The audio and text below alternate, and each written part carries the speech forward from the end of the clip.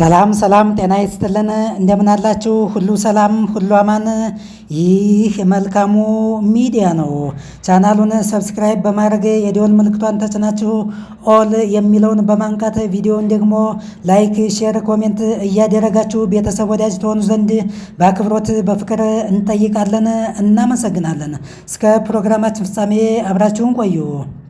እነሆ የዕለተ ማክሰኞ የሚያዝያ 21 ቀን 2017 ዓ.ም ዓለም አቀፍ አጫጭር መረጃዎችን ይዘን መጥተናል። በቅድሚያም ለመከታተል ያመቻችሁ ዘንድ አርዕስቶቹን እናስታውሳችሁ። እስራኤል ከሄዝቦላህ ጋር የተኩስ አቁም ስምምነት ከደረሰች በኋላ የመጀመሪያውን ጥቃት በቤሩት ላይ ፈጸመች። የሱዳኑ ፓራሚሊተሪ ፈጣን ድጋፍ ሰጪ ኃይል RSF በማዕከላዊ ካርቱም የሚገኘውን የሱዳን ጦር ዋና ጽሕፈት ቤት አደባየሁት አለ። የሩሲያ ጦር የኩርስክ ግዛትን ሙሉ በሙሉ ስለመቆጣጠሩ ገለጸ። ቻይና በዓለማችን የመጀመሪያ የሆነውን 12400 ማይልስ በሰዓት የሚምዘገዘግ ሃይፐርሶኒክ ሚሳኤል መስራቷ ተሰምቷል። አሜሪካ በየመን ሁቲዎች ላይ በፈጸመችው የአየርና የባህር ኃይል ጥቃት ከ800 በላይ ኢላማዎችን መምታቷን አስታወቀች። አሁን ወደ ዜና ትንታኔያችን እናልፋለን። ተከታተሉን። እስራኤል ከሄዝቦላህ ጋር የተኩስ አቁም ስምምነት ከፈጸመች በኋላ የመጀመሪያውን ጥቃት በቤሩት ደቡባዊ ዳርቻዎች ላይ የአየር ድብደባ አካሄደች። የእስራኤል ጦር ሄዝቦላህ የሚጠቀምባቸውን ሰው አልባ አውሮፕላን ማከማቻ ክፍል ዶግ አመድ ማድረጉ በቡድኑ ውስጥ ከፍተኛ ድንጋጤና ትርምስን ፈጥረዋል። ጥቃቱ የተፈጸመው ከደቡብ ሊባኖስ ወደ ሰሜን እስራኤል 2 ሮኬቶች ከተተኮሱ ከሰዓታት በኋላ ነው። በደቡብ ሊባኖስ በርካታ ታጣቂ ቡድኖች እስላሚክ ጂሃድ፣ ሐማስ እና ሌሎች አንጃዎች ከሁሉም በላይ ጠንካራውና ባለፈርጣማ ጡንቻው ሄዝቦላህ በስፋት የሚንቀሳቀሱበት አካባቢ መሆኑ ይታወቃል። የሊባኖሱ ፕሬዝዳንት ጆሴፍ አውን ጥቃቱን በማውገዝ አሜሪካና ፈረንሳይ ዋስ ጠበቃ እማኝ ሆነው የተስማማነውን የተኩስ አቁም ስምምነት የጣሰችውን እስራኤልን በመገሰጽ ከእኩይ ተግባሯ እንድትቆጠብ ማድረግ አለባቸው ብለዋል። የሱዳን ፓራሚሊተሪ ፈጣን ድጋፍ ሰጪ ኃይል RSF በማዕከላዊ ካርቱም የሚገኘውን የሱዳን ጦር ሰራዊት አጠቃላይ የእዝ ዋና ጽሕፈት ቤት ከኦምዱርማን በስተደቡብ የሚገኙ ወሳኝ ቦታዎችን በከባባድ መሳሪያ መምታቱን ወታደራዊ ምንጮች ገልጸዋል።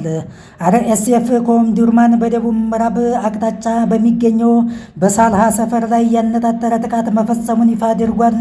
ጥቃቱ የተሰነዘረው የሱዳን ጦር ከባድ መሳሪያ በሳልሃና በደቡብ ምዕራብ ኦምዱርማን የRSF ተዋጊዎች የሚንቀሳቀሱባቸውን ቦታዎች ለመምታት ያደረገውን መጠነ ሰፊ ዘመቻ ተከትሎ የተሰጠ አጸፋ ነው ተብሏል። በናይሻሻና በሱክ ሊቢያ የገበያ ማዕከል ዙሪያ በስተምዕራብ አቅጣጫ የፓራ ሚሊተሪ ፈጣን ድጋፍ ሰጪ ኃይል RSF በሰው አልባ አውሮፕላኖች የታገዘ ከባድ ውጊያ ላይ መሆኑ ተነግሯል። የሩሲያ ጦር የሀገሪቱን ምዕራባዊ ኩርስክ ግዛት ሙሉ በሙሉ መቆጣጠሩን ገለጸ። ከፍተኛ ማጥቃት አድርገናል። ከዩክሬን ድንገተኛ ወረራ ከጀመረችበት ከነሐሴ ወር ወዲህ ከ8 ወራት በኋላ በዩክሬን ወታደሮች የተያዘው የመጨረሻው መንደር አሁን እንደገና በእጃችን አስገብተነዋል ሲሉ የሩሲያ ወታደራዊ አዛዥ ቫለሪ ገራሲሞቭ ተናግረዋል። የሰሜን ኮሪያ ወታደሮች በሩሲያ የመልሶ ማጥቃት ዘመቻ ያበረከቱትን አስተዋጽኦ ቭላዲሚር ፑቲን አሞካሽተዋል።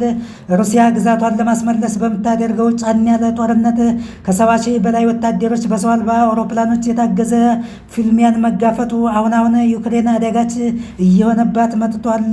ባለከፍተኛ ማዕረጉ የሩሲያ ጦር አዛዥ ቫለሪ ገራሲሞቭ እንደተናገሩት በኩርስክ ክልል ከ76 ሺህ በላይ የዩክሬን ወታደሮች መሞታቸውንና እልፍ አላፍ መቁሰላቸውን ጨምረው ገልጸዋል።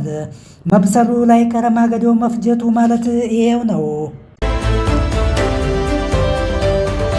ቻይና በዓለማችን የመጀመሪያ የሆነውን በሰዓት 12400 ማይልስ ርቀት የሚምዘገዘግ ሃይፐርሶኒክ የጦር መሳሪያ ስለመስራቷ ተዘግቧል። የቻይና ሳይንቲስቶች በዓለም ላይ በጣም ኃይለኛ እጅግ በጣም ፈጣን ሃይፐርሶኒክ ሞተር ተብለው በሚጠራው በኤሮኖጂካል ቴክኖሎጂ ውስጥ አንድ ትልቅ ምርታን አሳይተዋል። የሳውዝ ቻይና ሞርኒንግ ስታር እንደዘገበው ይህ ሞተር ሃይፐርሶኒክ የጦር መሳሪያውን ወደ 48425 ጫማ ከፍታ መብረር የሚያስችል የቴክኖሎጂ ውጤት ነው ብሎታል። የኢንጂኑ የላቀ ቴክኖሎጂ በዓለም አቀፍ ደረጃ ከፍተኛ ወታደራዊና ኢኮኖሚያዊ ጠቀሜታውን ወደር የለሽ ያደርገዋል። ይህ በእንዲህ እንዳለ አሜሪካ የጠፈር ኃይልን ለመቆጣጠር ጠርንፋ ለመያዝ የመጀመሪያውን የጠፈር አውሮፕላን ተሸካሚ አዲስ ኦርቢታል ዲቫይስ እያዘጋጀች መሆኗ ሲሰማ ቻይና የመበለጥ ስጋት ውስጥ ገብታለች። የአሜሪካ ጦር የህዋ ላይ ህልውናውን ለማሳደግ የህዋውን የበላይነት ለማግኘት የሚያደርገውን ሩጫ አሟሙቆ ቀጥሎበታል። የዩናይትድ ስቴትስ ጦር በየመን ሁቲዎች እንቅስቃሴ ላይ ከመጋቢት 15 ቀን ጀምሮ እስከ ሚያዝያ 29 2025 ዓ.ም ድረስ በማያቋርጥ የአየርና የባህር ላይ ድብደባ 800 ኢላማዎችን መምታቱን አስታወቀ። የዩናይትድ ስቴትስ ማዕከላዊ እዝ በቅርቡ የተካሄደውን ዳርም የለሽ ዘመቻ አስመልክቶ በሰጠው መግለጫ በመቶዎች የሚቆጠሩ የሁቲ ተዋጊዎችንና በርካታ መሪዎችን ገድያለሁ ብሏል። በዚህ ወር መጀመሪያ ላይ በሁቲ የሚተዳደረው የጤና ጥበቃ ሚኒስቴር በሁቲዎች ቁጥጥር ስር በሚገኘው የቀይ ባህር ዳርቻ ላይ የአሜሪካ አየር ኃይል በሰነዘረው ጥቃት ቢያንስ 74 ሰዎችን ሲገድል 171 ሌሎች የቆሰሉ መኖራቸውን ይፋ አድርጓል። ውድ አድማጭ ተመልካቾቻችን ለዛሬ ያዝንላችሁ ዓለም አቀፍ አጫጭር መረጃዎች እዚህ ላይ እናበቃለን። በነገው ዕለት በሌላ መረጃ ዳግመኛ እስከምንገናኝ መልካሙን ሁሉ እንመኝላችኋለን። መልካሙ ሚዲያ ታማኝ የመረጃ ምንጭ